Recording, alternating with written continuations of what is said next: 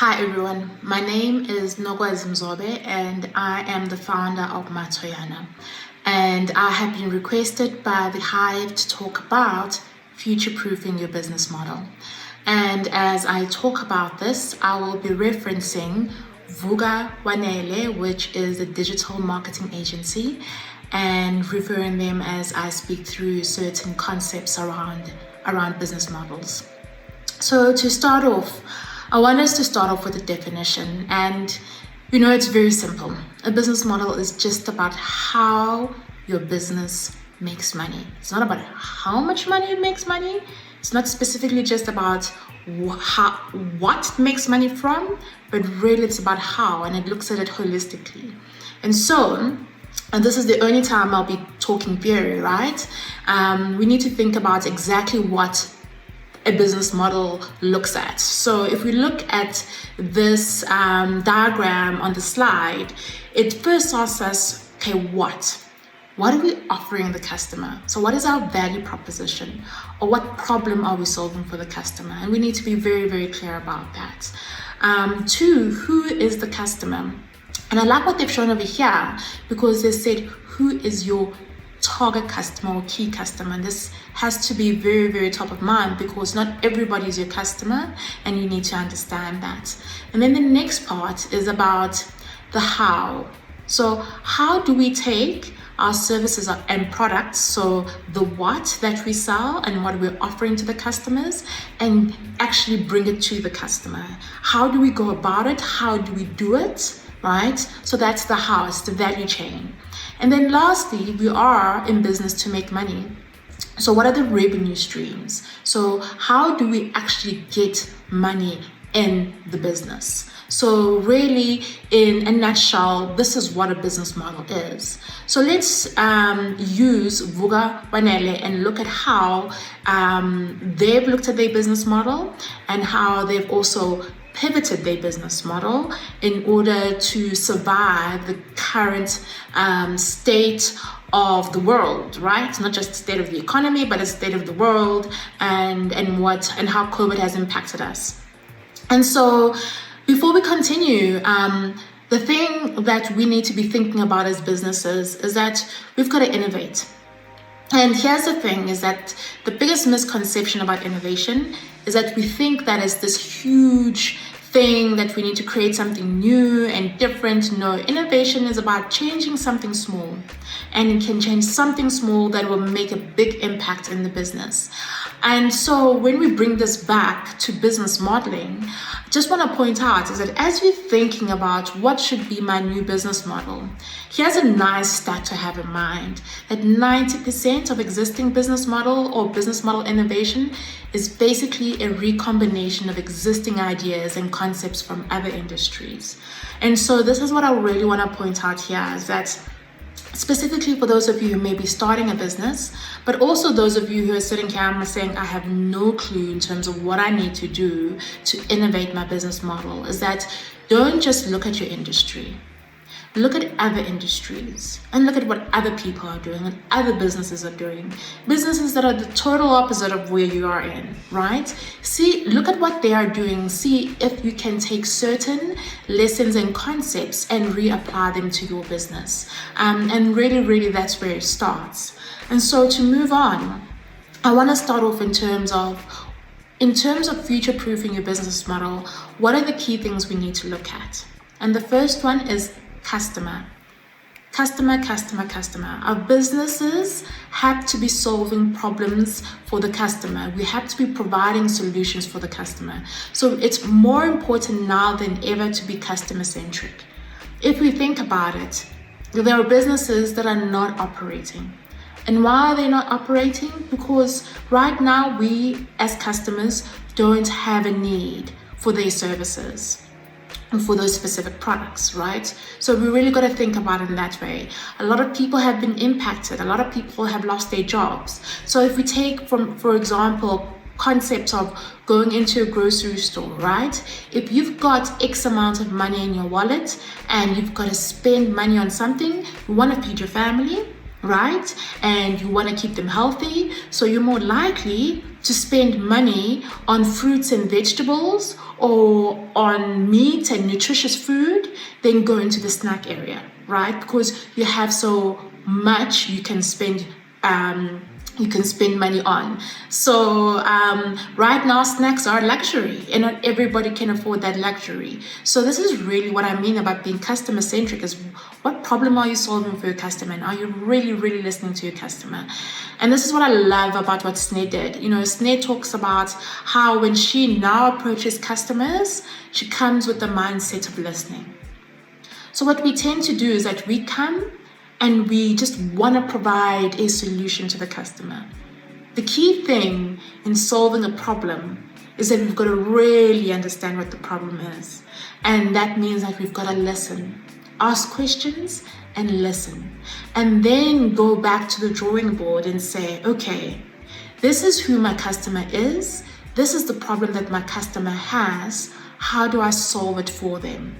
Rather than coming to them with a generic solution. So key thing, are you being customer centric? Is the customer in the middle and in the center of your business?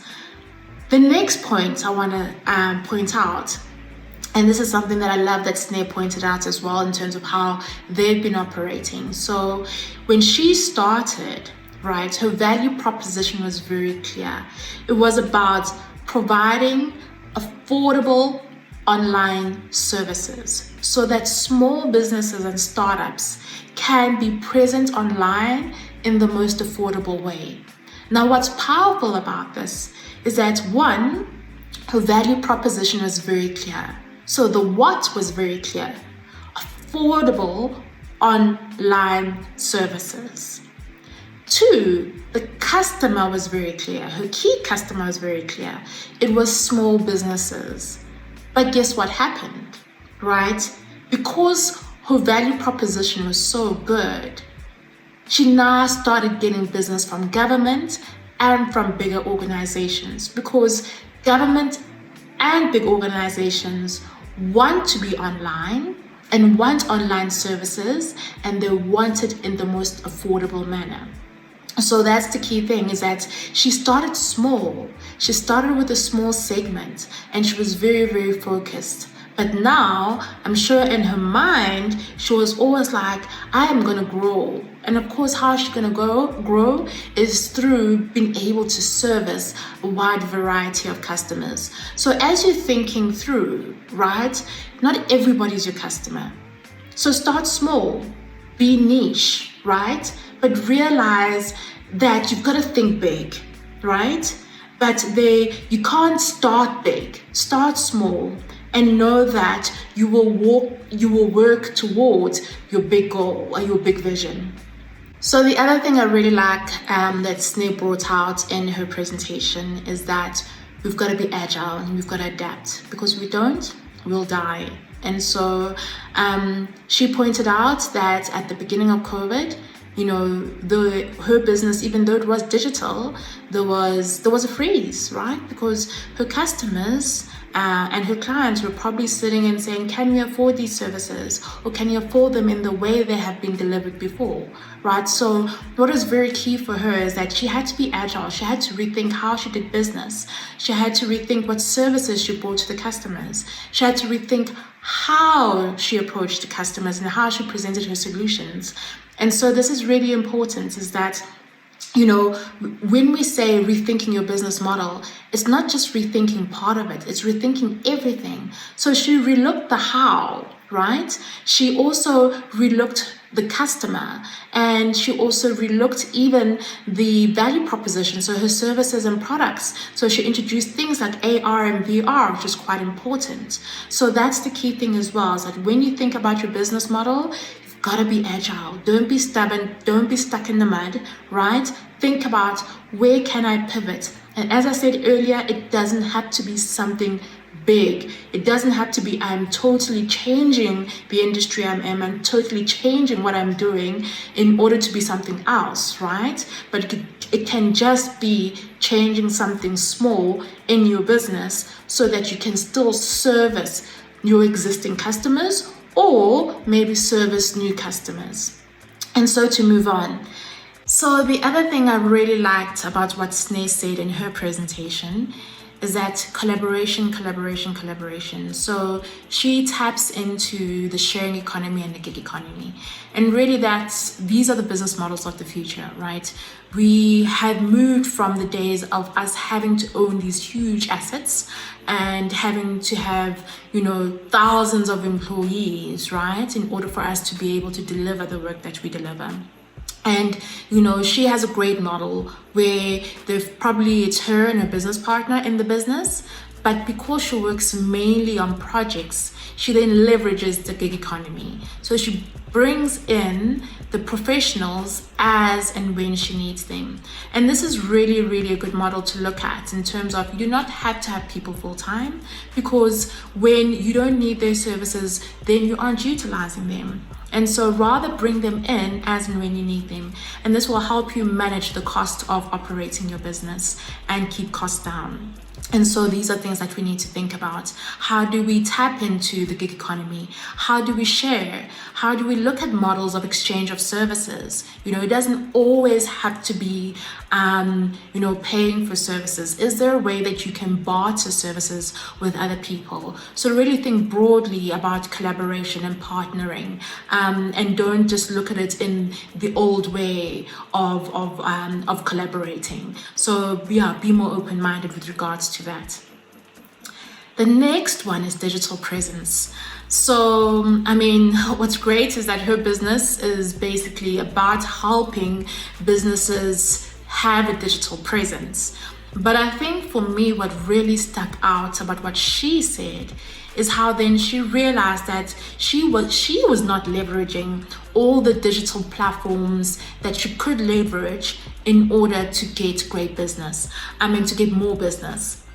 And so she started to use LinkedIn more and speak about her services more and become a thought leader so that people could basically know that they exist. And she points out a great example where she says she was able to get 2 customers on LinkedIn just from the articles and what she shared about her business online. So again, it's not just about, being on Facebook, but it's also what you do and what you say. Do you have a call to action when you put content out there? Do you have quality content? Your website, right? Is it a good website? Is it something that customers, want to stay on, or do you have a high bounce rate? So there's so many things that you need to look at, but the key thing over here is that you've got to have a digital presence, but also you've got to provide quality content. And guess what? Who better, if you're not a digital business, than Vuga Anele, right? To basically chat to and maybe explore how they can help you bring your services online in a more affordable way. And then the next one is relationships and networks, right? So I really loved what Sneh said is that, at the end of the day, business is about selling. And it all starts with relationships and networks. People do business with people do business with people they trust. People do business with people they identify with. And so, tap into your networks. Go back to the relationships that you have built in the past. Build relationships right now. Join community forums, attend webinars, ask questions, right? And don't just go there to just source business. Go there with the mindset of, I need to add value. And by adding value, right, you will then be able to build trust. And then as you build trust, you build proper relationships where people can consider doing business with you. So, leverage those relationships, build those networks. This is something that doesn't stop. So the other thing I want to point out is that you have to have multiple business models.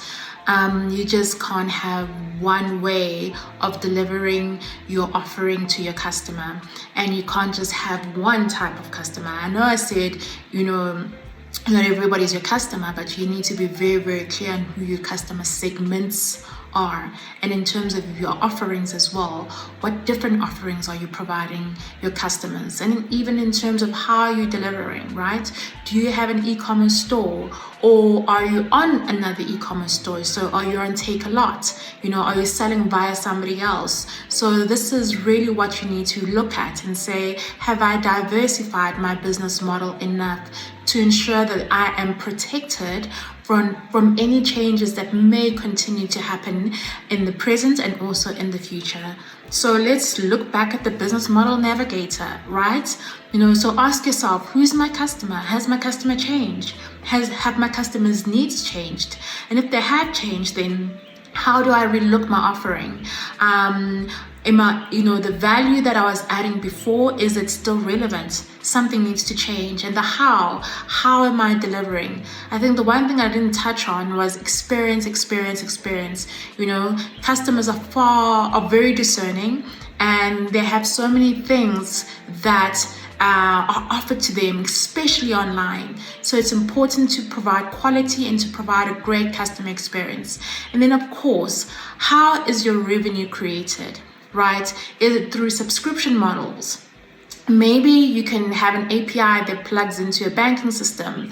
Are you using, online payment services? So really think about how you generate revenue, not just from the payments that I just mentioned now, but just from different ways of generating revenue. So from, projects, is it a retainer model? Think more broadly and diversify. And so with that, I want to say thank you for watching, and thank you for listening. I hope you have learned something.